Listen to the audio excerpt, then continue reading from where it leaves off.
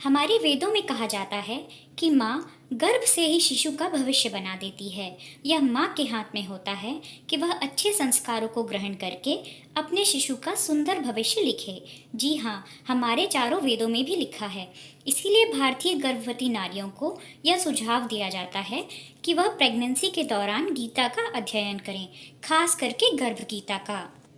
गर्भ गीता गीता का वह भाग है जहाँ पर भगवान श्री कृष्ण अर्जुन को समझाते हैं कि कैसे यह मनुष्य के हाथ में ही होता है और मनुष्य के कर्मों पर निर्भर करता है कि उसका अगला जन्म किस योनि में होगा। गर्भ गीता पढ़ने का सही समय गर्भावस्था के 5वें महीने से लेकर 9वें महीने तक होता है, क्योंकि इसी समय बच्चे का दिमाग सबसे ज्यादा सक्रिय होता है और वह बाहर की आवाजों को सुनकर ज्ञान ग्रहण कर सकता है। तो चलिए पाठ शुरू करते हैं।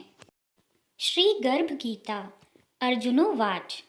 हे मधुसूदन, कृपया आप मुझे बताएं कि प्राणी जब गर्भ योनि में आता है तो वह अपने किस गुण दोष के कारण आता है। प्राणी जन्म से पहले गर्भ में कष्ट पाता है और जन्म के समय भी असहनीय पीड़ा पाता है। इसके बाद भी वह रोग पीड़ा के कारण दुख पाता है। उसे बुढ़ापे में अनेक रोग घेर लेते हैं और उसकी मृत्यु हो जाती है। अतः हे भगवान, कृपा करके मुझे यह बताएं कि वे कौन से कार्य हैं जिनसे मनुष्य जन्म मृत्यु के दुखों से बच सकता है। श्री भगवानोवाच। हे धनुर्धारी, जन्म मृत्यु का बंधन तो उन प्राणियों की नियति है जो संसार में क्रियान्वित रहते हैं। जो प्राणी संसार में नष्ट होने वाले पदार्थों से प्रेम करते हैं वे संसार की नश्वर वस्तुओं की इच्छा रखते हैं। मनुष्य संसार की दौलत पाने की तो कामना करता है, परंतु भगवान की भक्ति से विमुख रहता है। इसीलिए वह बार बार अनेक योनियों में पैदा होकर जीवन मरण और गर्भ के दुख भोगता है। अर्जुनोवाच। हे माधव, संसार की मोह माया से मुक्ति तो संभव नहीं है। मन 5 विकारों के वश में है। वे 5 विकार काम, क्रोध, लोभ, मोह और अहंकार हैं। यह मन मस्त हाथी की तरह है। माया मन को हर लेती है। इन 5 विकारों में अहंकार सबसे प्रबल है। यह प्राणी को नरक में ले जाता है। हे जनार्दन, इस मदमस्त हाथी को कैसे वश में किया जाए, अर्थात मनुष्य को कौन से प्रयत्न करने चाहिए जिनसे मन को भक्ति में लगाया जा सके। श्री कृष्णोवाच। हे कौन्तेय, जिस प्रकार मस्त हाथी को वश में करने के लिए महावत अंकुश का प्रयोग करता है, उसी प्रकार मन को काबू में करने के लिए ज्ञान रूपी अंकुश का प्रयोग आवश्यक है। भक्ति और ज्ञान अभ्यास करने पर ही प्राप्त होते हैं।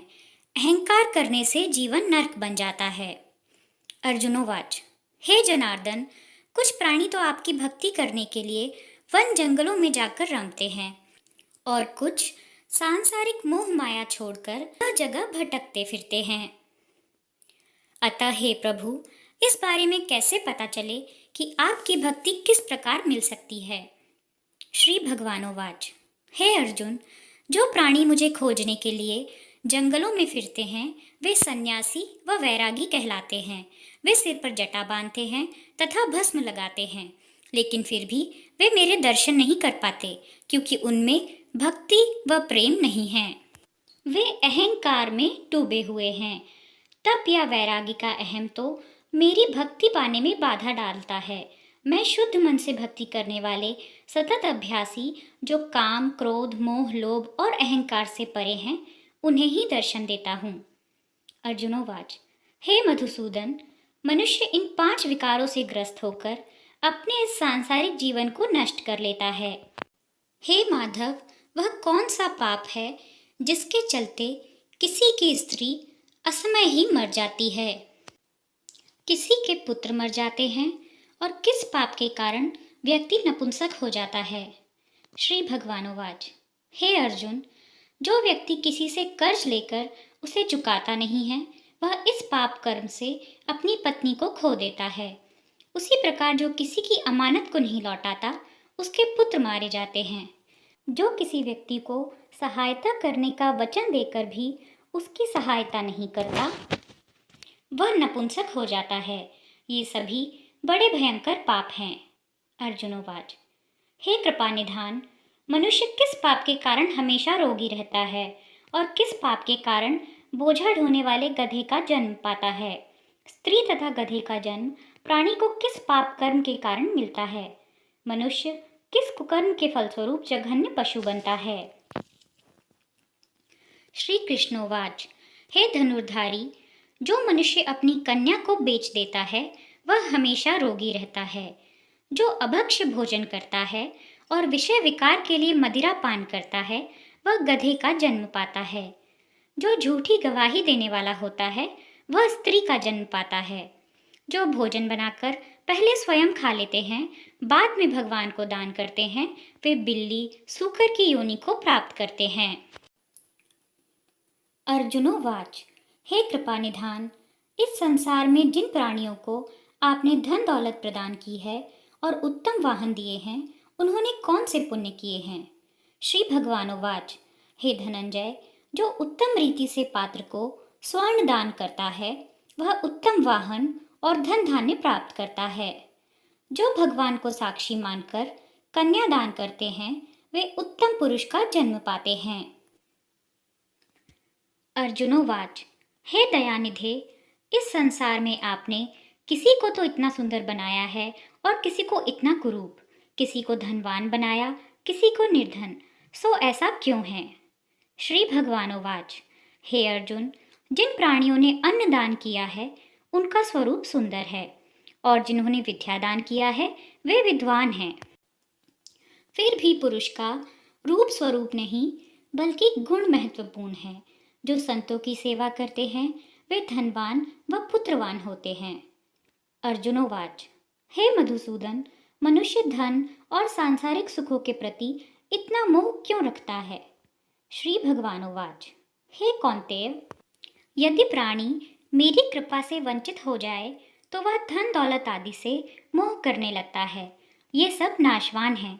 विवेकी प्राणी इनसे दूर रहता है। जो व्यक्ति सांसारिक मोह त्याग कर पवित्र स्थलों के दर्शन करके मेरी निष्काम भक्ति करता है वह राजा के समान सुख और ज्ञान प्राप्त करता है। सभी वस्तुएं नाशवान हैं, केवल मेरी भक्ति ही ऐसी है जिसका नाश नहीं होता। अर्जुनोवाच, हे जनार्दन, मनुष्यों में शारीरिक रोगों जैसे रक्त विकार, खंडवायु, अंधता तथा पंगुता आदि का क्या कारण है। ये रोग क्यों होते हैं, बताने की कृपा करें। श्री भगवानोवाच, हे अर्जुन, जो प्राणी मेरी भक्ति से विमुख होकर माया में लिप्त हो जाते हैं वे क्रोधी, रक्त विकारी, आलसी, दरिद्र, शील संयम रहित, खंडवायु जैसे रोगों से ग्रसित होते हैं। जो स्त्री अपने पतिव्रत धर्म का पालन नहीं करती वह संयम रहित ज्योतिहीनता जैसे विकारों से ग्रस्त रहती है। अर्जुनोवाच, हे मधुसूदन, कृपा करके गुरु दीक्षा के बारे में भी कुछ बताने का कष्ट करें। मुझे गुरु की महिमा के बारे में भी बताएं। श्री भगवानोवाच, हे धनुर्धारी, तुम्हारा यह प्रश्न संपूर्ण मानव जाति के लिए कल्याणकारी है। तुम धन्य हो और धन्य है तुम्हारी जननी। हे पार्थ, ब्रह्मचारी और संयमी पुरुष जो ईश्वर भक्ति और परोपकार में लगा हो उसे ही गुरु बनाना चाहिए। अपने गुरु की देखरेख में ही मेरी पूजा करें। गुरु की कृपा से विमुख प्राणी सप्तग्राम मारने का पाप भोगता है। ऐसे प्राणी का मुख देखना भी पाप होता है। हे अर्जुन, सारे संसार के गुरु जगन्नाथ हैं। विद्या का गुरु काशी, चारों वर्णों का गुरु ब्राह्मण, ब्राह्मण का गुरु सन्यासी है। सन्यासी उसे कहते हैं जो सब कुछ त्याग कर मुझ में रम गया हो, वह ब्रह्मांड जगत गुरु है। जो गुरु का भक्त है वह मेरा भक्त है। जो गृहस्थ गुरु से विमुख होता है वह चंडाल के समान है। जिस जगह मदिरा का भांड हो उस स्थान का गंगा जल भी अपवित्र होता है। इसी तरह गुरु से विमुख व्यक्ति का भजन भी अपवित्र होता है। उसके सभी कर्म निष्फल हैं। ऐसा व्यक्ति कुकर, सूकर, गदर्भ, काक इन योनियों को पाता है। वह अजगर सर्प के समान आलस्य में डूबा तिरस्कार पाता है। हे कौन्तेय, गुरु दीक्षा के बिना प्राणी का उद्धार संभव नहीं है। जो गुरु की सेवा करता है उसको कई अश्वमेध के पुण्य का फल मिलता है। हे अर्जुन, जो प्राणी तुम्हारे संवाद को पढ़ेंगे और सुनाएंगे वे गर्भ के दुख से बचेंगे। वे नरक की 84 योनियों के झंझट जन्म मरण से बचेंगे। इति श्री गर्भ गीता संपूर्ण। भगवान श्री कृष्ण के मुखारविंद से इस प्रसंग को अर्जुन ने बड़े ध्यान से सुना। इसी कारण इस पाठ का नाम गर्भ गीता है। इस प्रसंग को पढ़ने और सुनने से व्यक्ति को पुण्य का फल मिलता है तथा उस व्यक्ति पर सदैव भगवान श्री कृष्ण की कृपा बनी रहती है। श्री नंद नंदन भगवान श्री कृष्ण व अर्जुन के वार्तालाप से परिपूर्ण यह प्रसंग जनश्रुति और सामाजिक मान्यता के आधार पर लिखा गया है। सनातन सिद्धांतों के अनुरूप होने के कारण धर्माचार्य इसके पाठ की आज्ञा देते हैं।